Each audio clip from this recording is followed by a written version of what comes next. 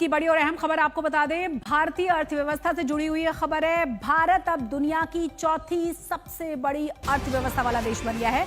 देश के नाम में बहुत बड़ी कामयाबी है। नीति आयोग के सीईओ हैं वी.वी.आर. सुब्रमण्यम। उन्होंने कहा है कि जापान को पीछे छोड़कर भारत चौथी बड़ी अर्थव्यवस्था वाला देश बन गया है। ताजा आंकड़ों के मुताबिक अमेरिका सबसे बड़ी अर्थव्यवस्था वाला देश है। दूसरे नंबर पर है चीन, तीसरे नंबर पर है जर्मनी और अब चौथे नंबर पर है भारत। जी हां, नीति आयोग के सीईओ ने आईएमएफ के आंकड़ों का हवाला देते हुए इस जानकारी को साझा किया है। तो इस वक्त की बड़ी और अहम खबर और बहुत ही अच्छी खबर हम आपको बता रहे हैं। जापान को पीछे छोड़कर भारत बन गया है पूरी दुनिया की चौथी बड़ी अर्थव्यवस्था। We are the fourth largest economy as I speak.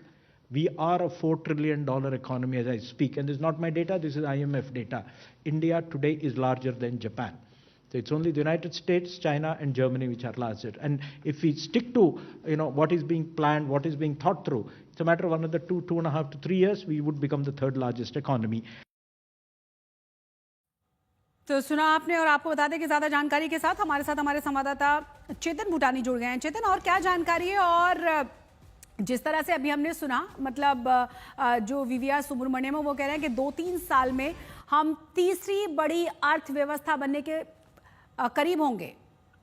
जी बिल्कुल, देखिए इंडिया अब दुनिया की तीसरी सबसे बड़ी इकोनॉमी बन चुकी है। चाइना और अमेरिका और जर्मनी के बाद इंडिया अब चौथे नंबर पे आ चुकी है ऑफिशियली। देखिए इसके 2-3 कारण हैं जो हम लोग अगर इस पर डिकोड करें तो अभी देखेंगे आरबीआई ने रिकॉर्ड डिविडेंड सरकार को दिया लगभग 2,70,000 करोड़ रुपए का। इसका मतलब ये है कि इंडिया की बैंकिंग व्यवस्था बहुत हेल्दी है। इससे क्या होगा कि कॉर्पोरेट और आम आदमी के पास ज्यादा पैसा होगा लोन लेने के लिए, जिसकी वजह से बैंकिंग सेक्टर और दुरुस्त होगा।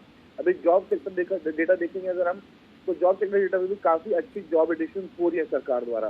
तीसरी चीज अगर हम देखें, अगर तीसरी देखी जाए तो जो इन्फ्लेशन लेवल है, सरकार ने फूड इन्फ्लेशन, खाने पदार्थ के फूड इन्फ्लेशन को भी सरकार ने काफी कंट्रोल में रखा हुआ है। जिसका मतलब ये है कि आगे जाके भी RBI, reserve bank of India जो है, सेंट्रल बैंक हिंदुस्तान का, वो आगे भी रेट काट सकता है, जिसकी वजह से आम आदमी को और राहत मिलेगी। वो और मार्केट से पैसा उठा पाएगा और अपने बिजनेसेस में लगा पाएगा। जिसका मतलब ये कि ओवरऑल अर्थव्यवस्था जो है वो डेफिनेटली आगे बढ़ेगी।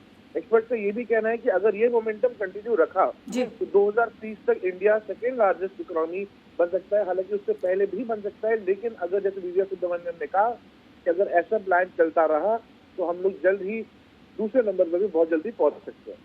बहुत बहुत शुक्रिया चेतन भूटानी इस तमाम जानकारी के लिए। तो नीति आयोग की तरफ से साफ किया गया है, आईएमएफ के आंकड़ों के आधार पर बताया गया है कि भारत जापान को पीछे छोड़कर अब पूरी दुनिया की चौथी सबसे बड़ी अर्थव्यवस्था बन गया है।